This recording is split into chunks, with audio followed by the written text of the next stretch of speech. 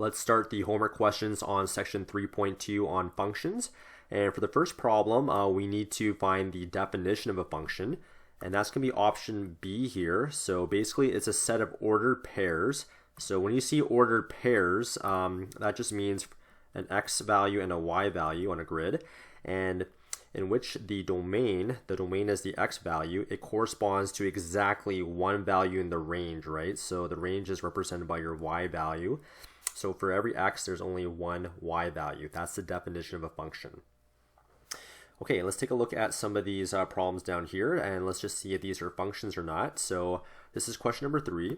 Are the sets of ordered pairs functions, yes or no? Okay, so let's focus on the x values. So let me just highlight all the x values here.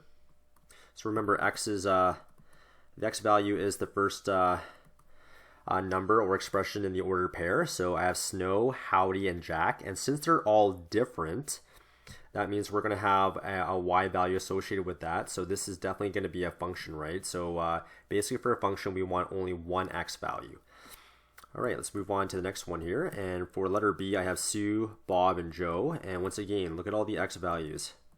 These are all different, right? So if they're all different, then these are all functions. Okay, let's move on to the next one here. Now I have Smith, Smith, and Smith. Now you'll notice that for the x value here, I have 3 x values that correspond to another y value. So since I have more than one x value, this is not a function, okay? So the key thing with a function is you have to determine if there's only one x value, then it is a function. If there's more than one x value, then it's not a function. Okay, let's take a look at the next one here. So next one I have 3, -3, 5, and -5. And once again, when I look at all these x values, since they're all different, then this is indeed a function. Yeah, it is. Okay, let's move on to the next one here. I have 3, 3, -2, and -2. And you'll notice that for the x values here, I have two x values that are exactly the same, which is 3. And over here, I also have 2 x values that are exactly the same. So since I have x values of the same value that have more of them, then that means this is not a function, right? We can only have one x values. And okay, let's move on here. So I have 2, 2, and 2. Since I have more than one x value, this is not a function. For the next one, I have a 2, 3, and a 4. Okay, so these are all different, right? So for letter G, all the x values are different, so this is indeed a function. And for the last one, I have 2, 2, and 2. So I have more than one x value, so this is going to be not a function. And that's probably one of the better ways to kind of determine whether you have a function or not. Okay, let's move on to the next one, question number 6. And for question number 6, I need to apply the vertical line test to determine which of the relations are functions. Okay, so if I draw a vertical line, notice that I only have one x value here. If I draw another vertical line here, there's only one x value. So every time you draw a vertical line, notice that there's only one x value, so this is indeed a function. Okay. And if I go on to letter B here, once again, if I draw a vertical line down, notice that these circles that I have here, they correspond to one x value, so this is indeed a function. Okay, so when you draw a vertical line, you can only have one x value. All right, now let's move on to letter C here. Now, if I draw a line straight down here, you'll notice that there's an x value here and here. So maybe this value is maybe, I don't know, maybe this value here could be something of the nature of maybe 1, 1.5. And then this value here would be maybe 1, -1.5. And as you can see, there's more than one x value, right? So when you have more than one x value, then this is not a function. Okay. All right, let's move on to letter D now. If I draw a vertical line test, notice that every time I touch this graph, there's only one x value, so this is indeed a function. Okay. And for letter C, once again, you draw all these vertical lines. There's only one x value, so this is a function here. And for letter F, if you draw a vertical line everywhere, this is also a function because there's only one x value. Okay, so there you go. There's a few problems there just to kind of test whether you understand what a function is. And just remember, for you can only have one x value in order for your graph or your ordered pairs to be a function. Okay, let's move on to a few more theory questions here. Do the mapping notations indicate functions, one-to-one functions, or neither? Okay, so if I take a look at your domain is your x values and your range is your y values. Let's take a look at -1. Well, -1 corresponds to 2, so -1 comma 2, and then I have 3, and 3 corresponds to -4. So there are my ordered pairs, and you'll notice that there's only one x value here, right? So this is called a function, and it's a one-to-one function.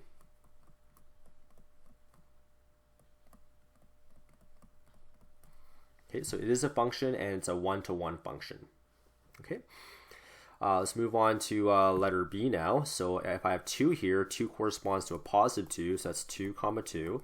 And then I have a -3, and that -3 corresponds to a positive 2, so -3 and 2. So notice that the x values here, they're different, so it is a function, right? It is a function. However, since the y values are the same, this is not a one-to-one function. We just call this a regular function here. As you can see over here, the y values here are different, right? So if your y values are different and if your x values are different, we call that a one-to-one function, right? And over here, if the x values are different, which they are, we call that a function. But since the y values are the same, we just call that a regular function, not one-to-one. Okay, let's move on to letter C here. And for letter C, I have a 5. So 5, and that corresponds to a 2. And then I also have the 5 again, and this 5 now corresponds to that -3.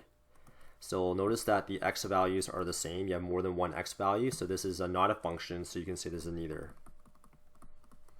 Okay. All right, let's move on to letter D here. For letter D, let's take a look at this -1 there. So -1 corresponds to this 2, so -1 comma 2. And then we have a 5 here. The 5 corresponds to a 2. And then we also have this 5 corresponding to that -3. Right, so as you can see, there's more than one x value, so this is not a function, so we'll call this neither. Okay, so there you go. The first few questions in the first 2 pages of the homework are just kind of testing you on whether you understand what a function is or not. And then the next few questions on the homework now we just practice writing out some values into function notation and also into like using mapping notation. So for question number 8 here, use the function defined by the table. So here's a table, and to answer the questions below. So I need to express this function using mapping notation. Okay, so let's start with our x values. So our x values are -6, -4, -2, 0, 2, and 4. So what you can do is you can just line up your x values from least to greatest. So -6, -4, -2, 0, 2, and 4. So those are your x values, right? So, and then what we can do next is we can line up our y values next, and I'll go from least to greatest. So I need -6, -4, -2, 0, 2, and 4. So I'll line them up like this. So -6, -4, -2, 0, 2, and 4. Okay. And then after we've lined up all the numbers from least to greatest here, let's just match them up now. So we know that -6 and 4 go together. So this is your domain, right? Which is your x values, and this is your range, which are your y values. All right, so let's take a look at this -6 right here, which is that -6 right there, and that corresponds to this +4, which is down there. So what you do is you just draw a little line from -6 to +4. Okay, and then after that you have -4, which is this -4, and that corresponds to a +2, which is down there. So now you just line up the -4 with the 2. Okay, and then we have a -2, which is this -2, and that lines up with the 0, which is this 0. So now you line up -2 and 0. And after that, you just kind of match this all up. So that goes there, 2 goes to -4, and 4 goes to -6. And that's how you can draw this using mapping notation. Okay. The next one here is express this function using ordered pairs. Okay, so this one's a little bit easier because here's your first ordered pair. That's -6, 4. And then you have -4, 2. And then I have -2, 0. All right, and then I have 0, -2. And then I have 2, -4. And finally, the last one here, I have 4, -6. So there it is. Those are my ordered pairs. And then after that, I need to graph this. Okay, so negative 6, 4. If I go over left 6, 1, 2, 3, 4, 5, 6, and up 4, 1, 2, 3, 4. This point right here is negative 6, comma 4. And then let's graph the other ones. I have negative 4, comma 2. So we'll go left 4 and up 2. So this is negative 4 and 2. And then let's go ahead and do negative 2 and 0, which is right here. And then I have 0, comma negative 2, which is down here. And then I finally have 2, comma negative 4. So let me just kind of move this around. This would be, 0, comma negative 2. And finally I have 2, comma negative 4, which is 1, 2, 3, 4, about there. So this point right here is 2, comma negative 4. All right, so that's how you would graph this function once you're given the ordered pairs. So not a bad problem here. And what we're doing is we're just getting ourselves more familiar with writing these coordinates out. Okay, let's do another similar problem with question number 9 here. So use this function defined by the table format to answer the questions below. So express this function using mapping notation. Okay, so let's start with your x values. So let's go from least to greatest. So let's take all these values here in green and let's just write them out from least to greatest. So this would be negative 6, negative 4, negative 2, 0, 2, and 4. So these are your x values. That's your domain. Then after that, let's go ahead and line them up with our y values from least to greatest. You'll notice that all these values are the same. So since negative 2 is all the same, we can just write down negative 2 just once. So this is your y values and this is your range. And you'll notice that every single x value, all these x values, they correspond to the same y values. So you can just draw a line connecting all these values to negative 2. And there is your function using mapping notation.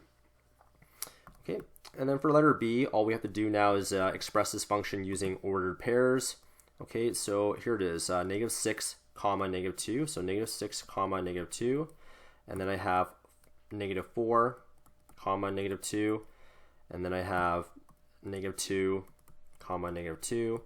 And then I have another 0, comma negative 2. And then I have another 2, comma negative 2. And finally there's a 4, comma negative 2. So there it is. There's your function using ordered pair notation. Okay, and then after that, let's graph these. So if I want to graph negative 6, comma negative 2, that's just down here. So that's negative 6, comma negative 2. After that, negative 4, comma negative 2, that's about here. Oh wait, sorry. This is negative 6, comma negative 2, and negative 4, comma 2 is roughly there. Negative 2, comma 2 is right there. 0, comma negative 2 is there. 2, comma negative 2 is there. And finally 4, comma, this point right here is 4, comma negative 2. So that one wasn't too hard to graph. You just got to plot the points once you have your ordered pairs. Okay, let's go ahead and take a look at a few more of these questions that are very similar. So use the graph to answer the question below. Okay, so what I recommend is for all these points, let's go ahead and label them off. So this point right here is going to be the point negative 3, comma negative 1. This point is going to be negative 1, comma 1. This point right here is going to be the point 0, comma 2. This point right here is going to be 2, comma 2. And this point right here is going to be 1, comma negative 2.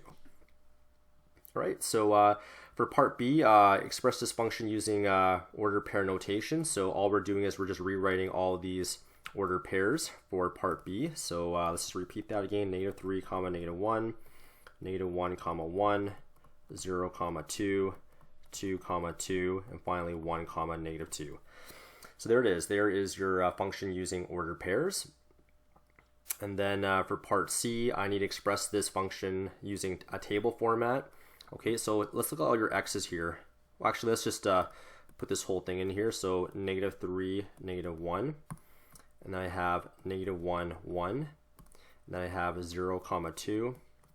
And I have 2, comma 2. And finally, I have 1, comma negative 2.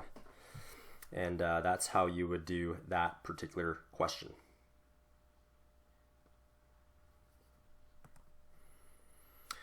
Just by looking at my results here, although this is correct, I wouldn't mark this wrong on a test. Maybe I'll just kind of switch these two around so that I'm going from least to greatest here. So let me just try to rearrange this. Let me put this as 1 comma negative 2 and then 2 comma 2 just to make sure that I'm going from least to greatest. And that would be a good way to kind of organize your numbers there. Okay, let's move on to another similar question like this. Use the graph to answer the questions below. Okay, so what I'll do to this question here is I will label all the points. So this point right here is going to be negative 3 comma 1. This point here is going to be negative 2 comma 0. This point is going to be negative 1 comma negative 1. This point right here is going to be 0 comma negative 2. This point right here is going to be 1 comma negative 1. This point right here is going to be 2 comma 0, I believe, and this point right here should be 3 comma 1. All right, so there we go. Let's just label all those points and express this function using ordered pair notation.